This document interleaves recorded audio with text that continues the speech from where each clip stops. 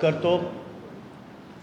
या प्रेस ब्रीफिंगसाठी उपस्थित असलेले राष्ट्रवादीचे राष्ट्रीय प्रवक्ते माननीय बृजमोहन श्रीवास्तवजी, माझे सहकारी प्रवक्ते संजयजी तटकरे, एका महत्त्वाच्या विषयावर आजचं हे प्रेस ब्रीफिंग होतं आहे।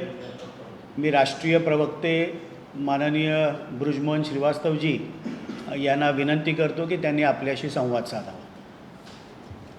दोस्तों, मैं अपनी बात पूरी हिंदी में बोलूँगा। ख़ासतौर से हिंदी में बोलने के लिए मेरे को यहाँ भेजा गया है। तो सबसे पहले तो मैं आप लोगों को इस बात के लिए धन्यवाद देना चाहता हूँ कि आज आप सारे लोग यहाँ पर एकत्रित हुए हैं। देखिए कि जो कल लोकसभा का चुनाव हुआ, देश के 21 राज्यों में 102 सीटों पर कल मतदान हुआ है और इस मतदान में एक मतदान राष्ट्रवादी कांग्रेस पार्टी के जो प्रत्याशी लक्षद्वीप से हैं उनके लिए भी वोटिंग हुई है। वहाँ चूँकि त्रिकोणीय मुकाबला था और उसमें जो हमारी पार्टी के उम्मीदवार हैं यूसुफ टीपी, वो वहाँ के एक बहुत ही जाने माने इस्लामिक स्कॉलर के रूप में जाने जाते हैं और उनके परिवार की वहाँ बड़ी प्रतिष्ठा है। जिस ढंग से मतदान हुआ है, जिस ढंग से पोलिंग बूथ पे वहाँ जानकारी हमारे कार्यकर्ताओं ने और दूसरे माध्यमों से जो हम लोगों को मिली है, उससे हमें ऐसा पूरा विश्वास है कि वहाँ राष्ट्रवादी कांग्रेस पार्टी के प्रत्याशी यूसुफ टीपी निश्चित रूप से विजयी होंगे। और ये हमारे चूँकि राष्ट्रवादी कांग्रेस पार्टी की वो सीट पहले से भी है, घड़ी पे वहाँ पे घड़ी को लोग जानते हैं और घड़ी के प्रति लोगों के वहाँ पे इसलिए विश्वास है कि इसके पहले जब आदरणीय प्रफुल्ल पटेल साहब हेवी इंडस्ट्री मंत्री थे, उस समय उन्होंने वहाँ 12,000, वहाँ के आपको जान के बड़ा अच्छा लगेगा कि वहाँ की जनसंख्या बहुत कम है, कुल मिला के 60,000 के लगभग वहाँ पे मतदाता हैं और 12,000 वहाँ पे घर हैं। उन 12,000 घरों पर सोलर के माध्यम से बिजली देने का काम उस समय प्रफुल्ल भाई के नेतृत्व में वहाँ पे हुआ था और उसने वहाँ पर एक बहुत गुडविल हमारी पार्टी की बनाई है। मुझे पूरा विश्वास है कि आने वाले दिनों में 4 तारीख को जिस दिन रिजल्ट आएगा, राष्ट्रवादी कांग्रेस पार्टी का झंडा निश्चित रूप से वहाँ दिखेगा और हमारे प्रत्याशी वहाँ से चुनाव जीतेंगे। दूसरा, चूँकि हर पार्टी की एक प्रथा है कि वो अपना एक घोषणा पत्र जारी करे।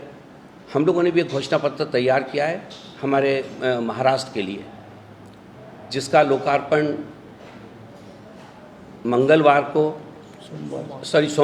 सोमवार को 22 तारीख है ना, 22 तारीख को MCA पेवेलियन में वहाँ हम लोग करेंगे 11:30 बजे, जिसमें हमारी पार्टी के राष्ट्रीय अध्यक्ष आदरणीय अजीत दादा पवार, कार्यकारिणी अध्यक्ष आदरणीय प्रफुल्ल पटेल साहब और इसके अलावा हमारी पार्टी के जितने भी वरिष्ठ राजनेता हैं वो सारे लोग भी उपस्थित रहेंगे। तो मैं ख़ासतौर से आप लोगों के माध्यम से आपके दूसरी जो प्रेस के साथी हैं उनसे भी अनुरोध करना चाहता हूं कि उस दिन 11:30 बजे वहां पहुंचकर हमारा जो घोषणा पत्र है वो उसको आप देखें और आपके माध्यम से वो घोषणा पत्र महाराष्ट्र की पूरी जनता के बीच में पहुंचेगा, इसका हम लोगों को विश्वास है। अगर इसके अलावा कोई और प्रश्न हो तो उस पर अपन बात कर सकते हैं, हिंदी में अगर कुछ हो तो। राष्ट्रवादीचं महाराष्ट्रासाठी असलेली आमची कमिटमेंट आणि लोकसभा निवडणुका 2024 साठीचं घोषणापत्राचं प्रकाशन सोमवार दिनांक 22 एप्रिल 2024 रोजी सकाळी 11:30 वाजता MCA पॅव्हिलियन इथे राष्ट्रवादीचे राष्ट्रीय अध्यक्ष, राज्याचे लाडके उपमुख्यमंत्री माननीय अजितदादा पवार साहेब, राष्ट्रीय कार्याध्यक्ष खासदार माननीय प्रफुल्लजी पटेल, माननीय प्रांताध्यक्ष खासदार सुनीलजी तटकरे, राष्ट्रवादीचे ज्येष्ठ नेते महाराष्ट्र राज्याचे मंत्री माननीय छगन भुजबळ साहेब आणि बाकी मंत्र्यांच्या उपस्थितीमध्ये ते घोषणापत्राचं अनावरण होणार आहे। आपल्याला सगळ्यांना विनंती आहे की या कार्यक्रमासाठी आपण उपस्थित राहावं। NDAचा घटक पक्ष झाल्यानंतर राष्ट्रवादीची असलेली भूमिका आणि महाराष्ट्राच्या प्रति माननीय अजितदादांची जी विकासाची व्हिजन आहे हे सगळं आम्ही त्या घोषणापत्रामध्ये आणण्याचा प्रयत्न केलेला आहे. सोमवारी त्याचं अनावरण होईल. हे घोषणापत्र बनवत असताना त्या समितीचे प्रमुख राष्ट्रवादीचे ज्येष्ठ नेते मंत्री माननीय दिलीप वळसे पाटील साहेब त्याचे अध्यक्ष होते. जरी ते रुग्णालयामध्ये दाखल होते तरी तिथून सातत्याने ते सगळं मॉनिटरिंग करत होते. राष्ट्रवादीचे दुसरे मंत्री माननीय अनिल भाईदास पाटील, त्याचप्रमाणे माजी मंत्री बाबा सिद्दीकीजी, आमच्या महिलांच्या प्रदेशाध्यक्षा रुपालाताई चाकणकर, युवक प्रदेशाध्यक्ष सूरजजी चव्हाण, आमचे सामाजिक न्याय विभागाचे प्रदेशाध्यक्ष प्राध्यापक सुनीलजी मगरे, OBC सेलचे प्रदेशाध्यक्ष कल्याणजी आखाडे, मुख्य प्रवक्ते उमेशजी पाटील, राष्ट्रीय प्रवक्ते अविनाशजी आदिक, मी स्वतः संजयजी तटकरे, अशा जवळजवळ 14-15 जणांची ती कमिटी होती. संजयजी मिश्किन देखील त्याच्यामध्ये अत्यंत महत्त्वाचा रोल हा संजयजी मिश्किन यांनी त्याच्यामध्ये निभावला. कॉर्डिनेशनचं काम हे संजय मिश्किन यांनी केलं आणि हे घोषणापत्र ह्याचं अनावरण आम्ही सोमवारी करत आहोत. त्याचप्रमाणे काल तिसरा टप्पा महाराष्ट्रातला जो 7 मेला होतो याचा फॉर्म भरण्याची कालची अंतिम दिवस होता आणि काल राष्ट्रवादीच्या उमेदवार महायुतीच्या उमेदवार सौ अर्चनाताई पाटील यांनी उस्मानाबाद धाराशिव इथे तो फॉर्म भरला. माननीय अजितदादा पवार, त्याचप्रमाणे भाजपचे प्रदेशाध्यक्ष चंद्रशेखर बावनकुळेजी, मंत्री तानाजी सावंत, आमचे मंत्री संजयजी बनसोडे आणि महायुतीचे तमाम नेते त्या नामनिर्देशन भरण्यासाठी उपस्थित होते. आज सकाळीच बारामतीच्या कणेरीच्या हनुमान मंदिरातून आमच्या तिथल्या उमेदवार सौ सुनेत्राताई अजित पवार यांनी आपल्या प्रचाराची सुरुवात केलेली आहे. त्याचप्रमाणे आमचे रायगडचे उमेदवार प्रांताध्यक्ष माननीय सुनीलजी तटकरे साहेब यांचा देखील प्रचार अत्यंत चांगल्या पद्धतीने चालू आहे. आमदार अनिकेतजी तटकरे यांनी काल पेण इथली बाजारपेठ असेल तिथे प्रत्येक दुकानात जाऊन तिथल्या लोकांशी संवाद साधला. त्यावेळेला त्यांच्याबरोबर भाजपचे आमदार रविशेठ पाटील होते, धैर्यशील पाटील होते, भाजप, शिवसेना, राष्ट्रवादी, RPI गटाचे सर्व पदाधिकारी हे आमदार अनिकेतजी तटकरे यांच्याबरोबर काल पेण इथे जो प्रचार झाला त्यामध्ये उपस्थित होते. आणि अशा पद्धतीने ह्या तिन्ही लोकसभा मतदारसंघामध्ये अर्ज भरून आमच्या उमेदवारांचा प्रचार अत्यंत चांगल्या पद्धतीने चालू आहे. 23 तारखेला किंवा 24 तारखेला शिरूर लोकसभा मतदारसंघातून महायुतीचे उमेदवार राष्ट्रवादीचे श्री आढळराव पाटील हे आपला उमेदवारी अर्ज दाखल करतील. याबद्दलची आम्ही माहिती आपल्याला 22 तारखेला देऊ. पण शिरूरमध्ये देखील अत्यंत चांगल्या पद्धतीने प्रचार हा आढळराव पाटलांचा सुरू आहे आणि आम्हाला विश्वास आहे की येणाऱ्या ह्या लोकसभेच्या निवडणुकीमध्ये आमचे सर्वच उमेदवार हे विजयी होतील अशा प्रकारचं वातावरण हे तिथे आहे. हे सगळी माहिती आपल्याला देत असताना पुन्हा एकदा सोमवार दिनांक 22 एप्रिल 2024ला सकाळी 11:30 वाजता MCA पॅव्हेलियन इथे घोषणापत्राच्या अनावरणासाठी आपल्या सगळ्यांनी यावं हे आग्रहाची विनंती सगळ्यांना करतो. आपले काही प्रश्न असतील तर त्याचे उत्तर द्यायचं मी नक्कीच प्रयत्न करेन.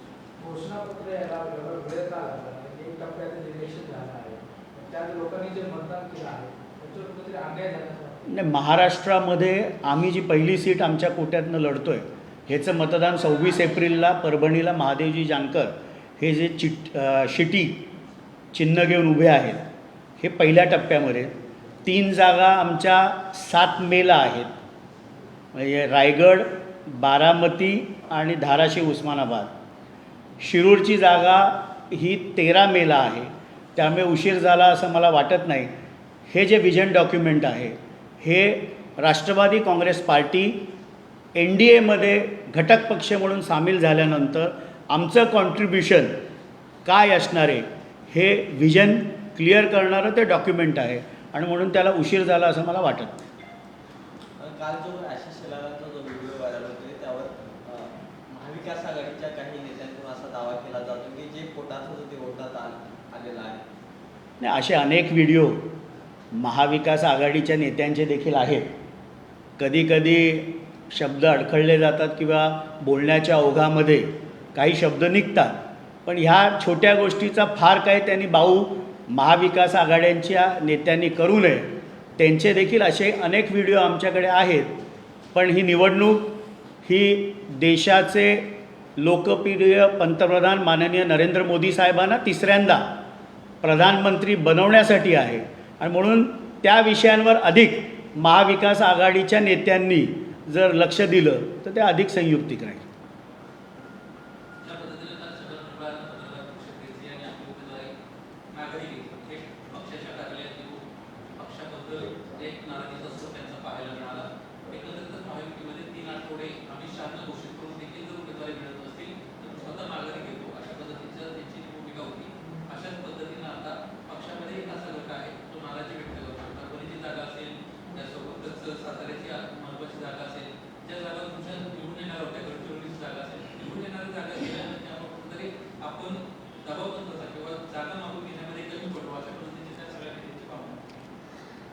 काल राष्ट्रवादीचे ज्येष्ठ नेते माननीय छगन भुजबळ साहेबांनी आपली भावना ही अत्यंत स्पष्टपणे तिथे मांडली. त्यामुळे त्याच्यावर अधिक मी भाष्य करणार नाही. पण ते हे देखील म्हणाले की मी जरी उमेदवार म्हणून माघार घेतली असेल तरी पक्षाने त्या जागेवरनं माघार घेतलेली नाही. अशा प्रकारचं देखील एक सूचक वक्तव्य त्यांनी केलं. महायुतीमध्ये जागा मागत असताना आम्ही अनेक जागांची मागणी केली होती. पण हे देखील आपण लक्षात घेतलं पाहिजे की भाजपचे 23 खासदार हे सिटिंग होते. अमरावतीची एक जागा पकडली तर ती 24वर संख्या जाते.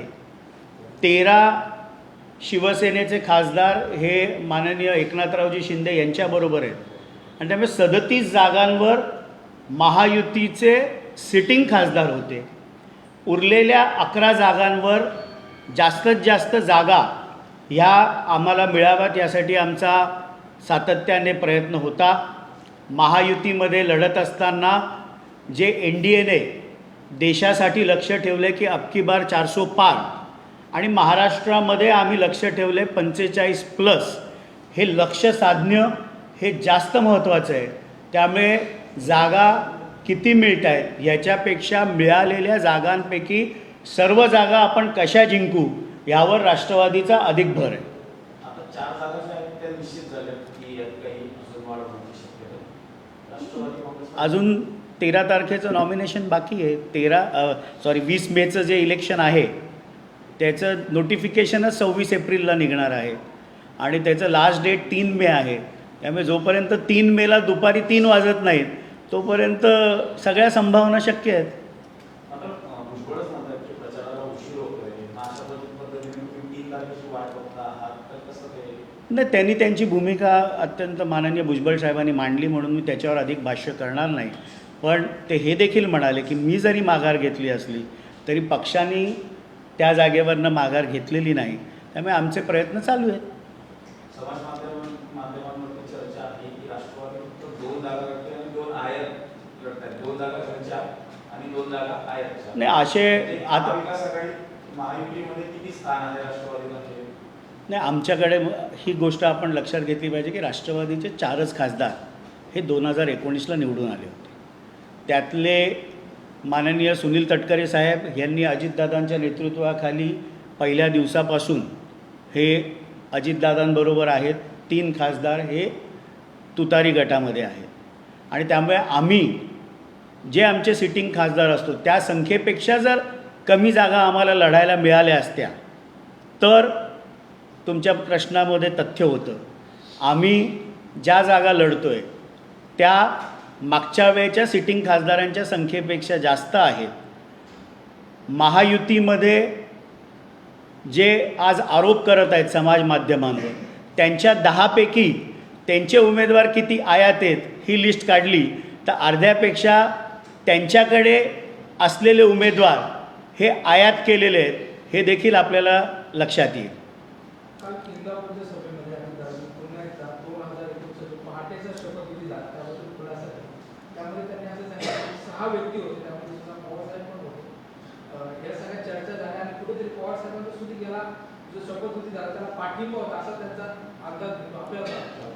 ह्याबाबतची स्पष्ट भूमिका ज्या वेळेला 5 जुलैला 2023ला MET कॉलेज बँड्रा इथे पहिला मेळावा ही वेगळी राजकीय भूमिका गेल्यानंतर राष्ट्रवादी काँग्रेस पक्षाचा झाला. त्या ठाम आहेत की आदरणीय साहेबांच्या सहमतीनेच तो शपथविधी झाला होता आणि काल पुन्हा इंदापूरला त्यांनी तेच वक्तव्य केलं. अजून एक त्या ठिकाणी इंदापूरमध्ये जे महायुतीचे उमेदवार आहेत हर्षवर्धन पाटील आणि त्यानंतर पुरंदरचे माजी आमदार असते विजय बाबू शेट्टी यांना सुद्धा वरिष्ठांच्या पवार साहेबांचा होता आणि माझ्यावरती बीक काढला असं त्यांचं नाही, माननीय अजितदादांनी ज्या वेळेला 2019ची लोकसभेची निवडणूक चालू होती आणि सुप्रियाताईंचा प्रचार त्यावेळेला चालू होता त्यावेळेला शिवसेनेचे नेते विजय शिवतारेजी यांनी आदरणीय पवारसाहेब आणि सुप्रियाताईंबद्दल ज्या काही टीका टिप्पणी वैयक्तिक केली होती त्यामुळे अजितदादांनी ते वक्तव्य त्यावेळेला केलं होतं आणि म्हणून अजितदादांचा वाईटपणा जो काय आला हा आदरणीय साहेब आणि सुप्रियाताईंसाठीच आला. व्यक्तिगत अजितदादांची भूमिका नव्हती पण आदरणीय साहेबांचा अपमान त्यावेळेला सुप्रियाताईंबद्दल केलेली वक्तव्य ह्याचा विरोध अजितदादांनी केला आणि म्हणून अजितदादांच्या पदरी ते शत्रुत्व पडलं हे अजितदादांनी स्पष्ट केलं. आणि मला हाही आनंद आहे की काल भाजपचे नेते हर्षवर्धन पाटील साहेब यांच्या घरी अजितदादांचं कुटुंब आणि त्यांचं कुटुंब यांचं स्नेहभोजन झालं आणि बारामती लोकसभेमध्ये महायुतीचे सगळेच नेते हे आमच्या उमेदवार सुनेत्राताई पवार यांच्या प्रचारासाठी जोरात कामाला लागले आहेत आणि विक्रमी मताधिक्याने आमच्या उमेदवार महायुतीच्या सुनेत्राताई पवार या विजयी होतील हा विश्वास देखील आम्हाला आहे. आनंद एक प्रश्न आहे. प्राईम मिनिस्टर नरेंद्र मोदी सुद्धा बारामतीला येणार पण ते जनरली जात असतात ते सुनील ते इन्फॉर्मेशन आहे का? नाही अजून काही इन्फॉर्मेशन आहे. आज तर नांदेड आणि परभणी इथे माननीय प्रधानमंत्रींच्या मीटिंग्ज आहेत. ते शेड्यूल ज्या वेळेला येईल ते आम्ही तुमच्याबरोबर नक्कीच शेअर करू. जी माहिती आम्हाला आज प्रेस ब्रिफिंगच्या माध्यमातून आपल्याबरोबर शेअर करायची होती द्यायची होती ती आम्ही आपल्याबरोबर शेअर केलेली आहे. त्यामुळे मला वाटतं की आजचं हे प्रेस ब्रिफिंग आपण थांबवावं ही विनंती आहे. थँक्यू.